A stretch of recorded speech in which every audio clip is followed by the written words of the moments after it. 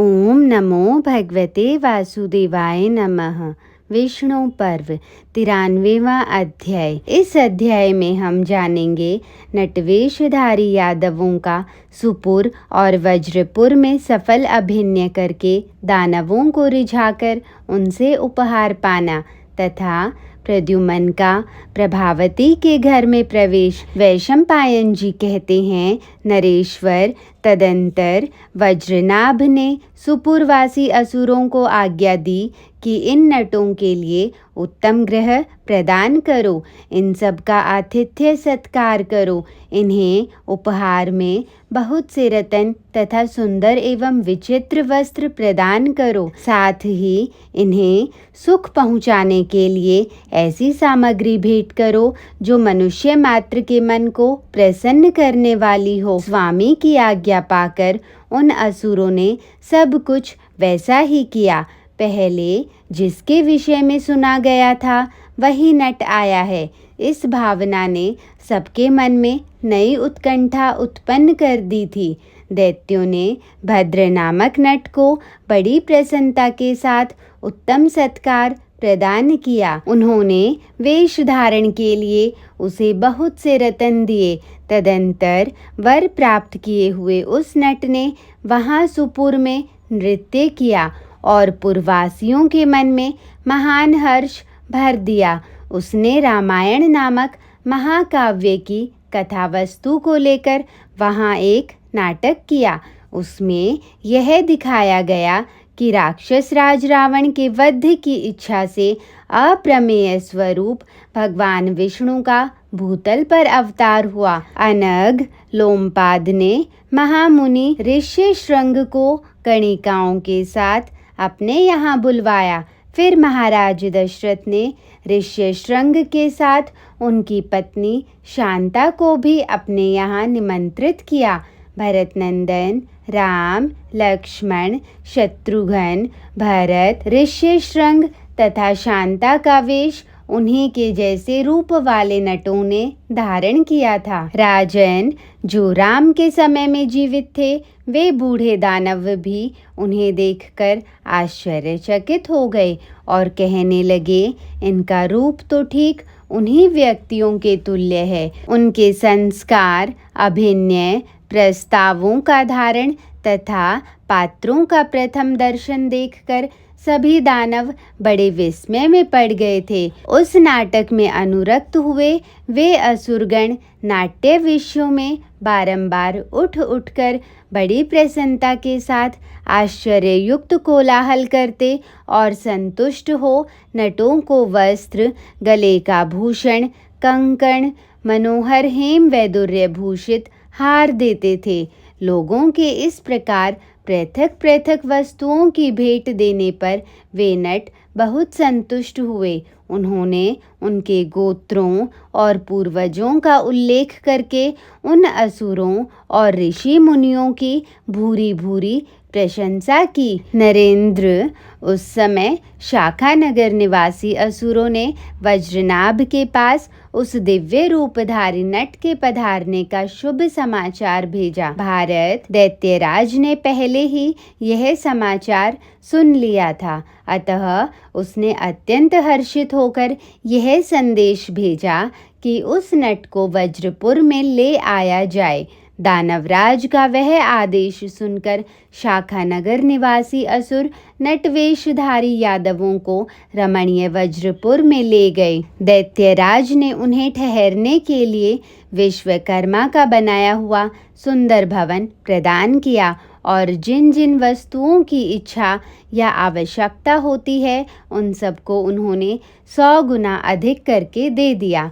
तदंतर महान असुर वज्रनाभ ने महाकाल नामक रुद्रदेव का उत्सव आरंभ किया। उसमें उसने बड़े हर्ष में भरकर रमणीय चमुवाट अर्थात सैनिकों के मनोरंजन का स्थान बनवाया। तत्पश्चात जब वे नट पूर्ण विश्राम कर चुके तब महाबली वज्रनाभ ने उन्हें बहुत से रत्न देकर नाट्य कला का प्रदर्शन करने के लिए आज्ञा दी। नरेश्वर अंतःपुर की स्त्रियों को पर्दे की ओट में, जहाँ से वे अपने नेत्रों द्वारा सब कुछ देख सकती थी, बिठाकर मनस्वी वज्रनाभ स्वयं भी जाति भाइयों के साथ उन नटों का अभिनय देखने के लिए बैठा। भयंकर कर्म करने वाले वे यादव कुमार भी उपयुक्त श्रृंगार करके नटवेश धारण किए नृत्य का उपक्रम करने लगे। फिर तो घन अर्थात झांझ और करताल आदि, सुशीर अर्थात मुरली, मुरज, मृदंग, आनक अर्थात ढोल या नगाड़ा तथा वीणा के स्वरों से मिश्रित दूसरे दूसरे बाजे उन नटों द्वारा बजाए जाने लगे। तत्पश्चात यादव कुमारों के साथ आई हुई वारांगनाएं देव गांधार नामक छालिक्य गांधर्व का गान करने लगी, जो कानों को अमृत के समान मधुर प्रतीत होता था। वह श्रोता के मन और कान दोनों को सुख देने वाला था। गांधार आदि सातों स्वरों को व्याप्त करके स्थित होने वाले जो त्रिविध ग्राम, वसंत आदि राग तथा गंगावतरण नामक गीत विशेष हैं, उन्हें रागांतर से मिश्रित, व्याप्त तथा रमणीय बनाकर वे अपनी मधुर स्वर संपत्ति के द्वारा गाने लगी। भारत लय और ताल के अनुरूप सुंदर गंगावतरण को सुनकर प्रद्युमन, गद और सांब ये तीनों बीच बीच में खड़े होकर असुरों को संतोष प्रदान करते थे। कार्यवश नट भाव को प्राप्त हुए पराक्रम संपन्न प्रद्युमन गद और सांब नांदी बजाने लगे। उस समय नांदी अर्थात मांगलिक पद्यपाठ के अंत में रुक्मिणी नंदन प्रद्युमन ने गंगावतरण से संबंध रखने वाले श्लोक का उत्तम अभिनय के साथ पाठ किया। तत्पश्चात कुबेर लोक संबंधी रंभाभिसार नामक नाटक का वे सब लोग अभिनय करने लगे। शूर नामक यादव रावण रूप से उपस्थित हुए। मनोवती नामक वारांगना ने रंभा का वेश धारण किया। प्रद्युमन ही नलकूबर बने। सांब उनके विदूषक बनकर तद अनुरूप कार्य करने लगे। यादव कुमारों ने माया से वहां कैलाश को ही मूर्तिमान कर दिया। क्रोध में भरे हुए नलकूबर ने जिस प्रकार दुरात्मा रावण को श्राप दिया और जिस तरह रंभा को सांत्वना प्रदान की, इस प्रकरण का जिसके द्वारा सर्वज्ञ महात्मा नारद मुनि की कीर्ति पर प्रकाश पड़ता है, उन वीर यादव कुमारों ने नाटक द्वारा प्रदर्शन किया। अत्यंत तेजस्वी भीमवंशियों के पाद विक्षेप पूर्वक किए गए नृत्य और अभिनय से संतुष्ट हुए दानववीर उनकी भूरी भूरी प्रशंसा करने लगे। उन्होंने अच्छे अच्छे वस्त्र, रत्नमय आभूषण तथा वर्तुलाकार मणि से विद्ध एवं वैदुर्य मणि से विभूषित हार दिए। विचित्र विमान, आकाशगामी रथ और दिव्य नागों के कुल में उत्पन्न हुए आकाशचारी हाथी भी प्रदान किए। भरत नंदन उन दानवों ने यादव कुमारों को दिव्य शीतल एवं सरस चंदन, अगुरु आदि श्रेष्ठ सुगंधित पदार्थ तथा चिंतन करने मात्र से संपूर्ण कामनाओं को देने वाले उदार चिंतामणि नामक रतन भी दिए। पुरुष प्रवर नरेश्वर वहाँ बहुत बार नाटक देखने को अवसर मिले। उन सभी अवसरों पर दानवों तथा प्रधान प्रधान दानवों की स्त्रियों ने इतने उपहार दिए कि वे सब के सब धन तथा रत्नों से रहित हो गए।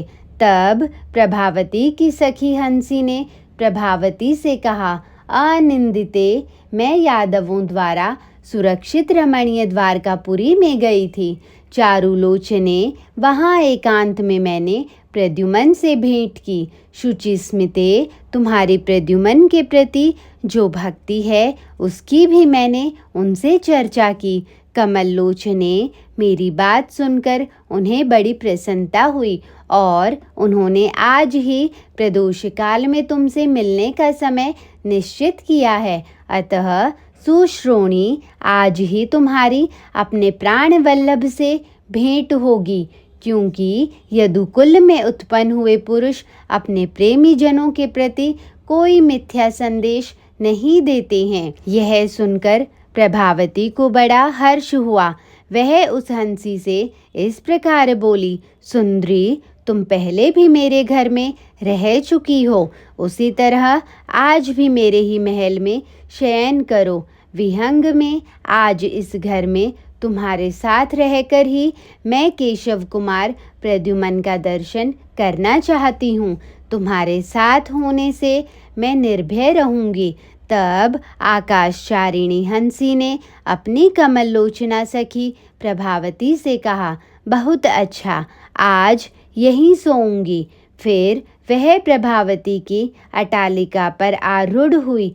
विश्वकर्मा के बनाए हुए प्रासाद पृष्ठ में प्रभावती ने शीघ्र ही प्रद्युमन के आगमन के योग्य सजावट कर दी। वह सजावट हो जाने पर वायु के समान तीव्र वेग से चलने वाली हंसी प्रभावती से पूछकर प्रद्युमन को ले आने के लिए गई।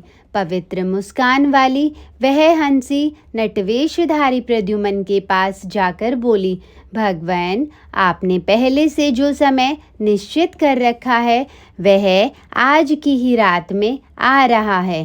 तब प्रद्युमन ने उससे कहा, बहुत अच्छा। उनका यह उत्तर सुनकर पक्षिणी लौट गई। महल में लौटकर हंसी ने प्रभावती से कहा, विशाल लोचने, धीरज धारण करो, वे रुक्मिणी नंदन तुम्हारे पास आ रहे हैं। उधर शत्रुमर्दन मनस्वी वीर प्रद्युमन ने देखा कि प्रभावती के यहाँ सुगंधित पुष्पमाला ले जाई जा रही है, जिस पर बहुत से भ्रमर आ बैठे हैं। फिर तो सर्वज्ञ एवं प्रतापी वीर प्रद्युमन प्रभावती के यहाँ ले जाई जाने वाली माला में भ्रमर होकर छिप गए। स्त्रियों ने भ्रमरों से आवृत हुई उस माला को प्रभावती के महल में पहुंचा दिया।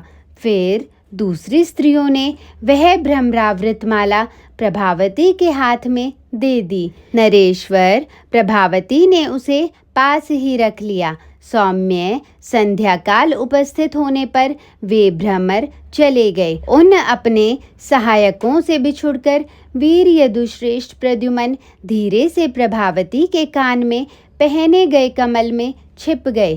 तब वक्ताओं में श्रेष्ठ प्रभावती ने अत्यंत मनोहर पूर्ण चंद्र को उदित हुआ देख हंसी से कहा, सखी, मेरे तो सारे अंग जले जा रहे हैं, मुंह सूख रहा है, हृदय में अत्यंत उत्कंठा बढ़ गई है। यह कौन सा रोग लग गया जिसकी कोई दवा ही नहीं है। वह शीतल किरणों वाला नवोदित पूर्ण चंद्र दूनी उत्सुकता बढ़ा रहा है। वह देखने में प्रिय लगता है, परंतु मित्र भाव का अपहरण कर रहा है, अप्रियवत बर्ताव करने लगा है। अहो, जिसे मैंने पहले कभी नहीं देखा है, केवल नाम सुनकर उसे चाहने लगी हूँ, तो भी वह मेरे सारे अंगों में आग सुलगा रहा है, मुझे धूमाच्छन्न किए देता है।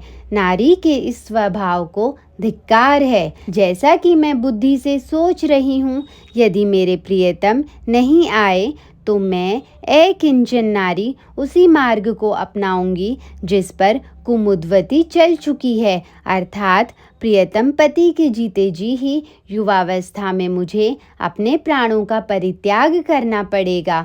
हाँ, यह कितने कष्ट की बात है। हाय हाय, मुझ मनस्विनी नारी को कामदेव रूपी विषधर सर्प ने डस लिया है। अन्यथा शीतलता ही जिनकी शक्ति है, जो स्वभाव से ही जगत को आह्लाद एवं सुख प्रदान करने वाली है, वे चंद्रमा की किरणें मेरे अंगों को क्यों जला रही हैं। जो स्वभाव से ही शीतल है और नाना प्रकार के पुष्पों की सुगंधित रज लेकर बहती है, वही वायु आज मेरे लिए दावानल के समान होकर मेरे सुंदर शरीर को अत्यंत दग्ध किए देती है।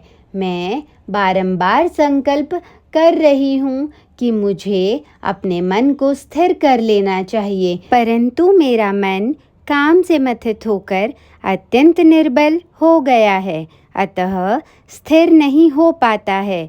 उन्मनी हुई जा रही हूँ, मुझ पर मोह छा रहा है। मेरे हृदय में महान कंपन हो रहा है और मेरी दृष्टि बारंबार घूम रही है। हाय हाय, अब निश्चय ही मैं नष्ट हो जाऊंगी।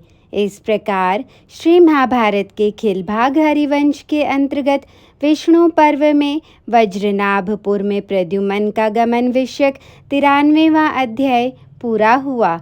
जय श्री कृष्ण।